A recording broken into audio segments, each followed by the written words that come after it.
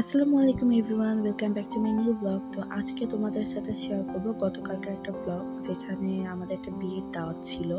এই যে বিয়ের দাওয়াতে যাচ্ছিলাম আমরা, এটা আমাদের বাসা থেকে খুবই কাছে ছিল, দ্য ডাইন হিল রেস্টুরেন্ট।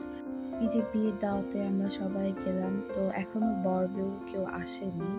তো এই যে দেখো, আমরা ঘুরে ঘুরে একটু দেখছিলাম যে কিরকম কি ডেকোরেশন করেছে। এই যে খুবই সিম্পল একটা বিয়ে ছিল। তো এখানে একটা বেবি ওর বাবার সাথে বসেছিল, বেবিটা মাশাআল্লাহ অনেক কিউট। তো এই যে দেখো, দেখতে দেখতে খাবারও চলে এসেছে। তো বিয়ের খাবারে অ্যাজ ইউজুয়াল কাচ্চি, কাবাব, রোস্ট ছিল। তো বিয়েটা শেষ করে আমরা বের হয়ে গেলাম। বাবা বলল যে চলো আমরা ঢাকা বাইরে থেকে ঘুরে আসি। তো এই যে বলা সেই কাজ। আমার ভাই এবার এসএসসি এক্সাম দিচ্ছে, সো ওকে বাসায় রেখে যাওয়া আমাদের প্ল্যান ছিল, বাট পরে যেহেতু কালকে এক্সাম হয়, তো ওকেও সাথে করে নিয়ে গেলাম। ঢাকায় বের হলে যে জ্যাম পাবা না তা কিন্তু না, ঢাকা শহর মানেই জ্যাম থাকবে।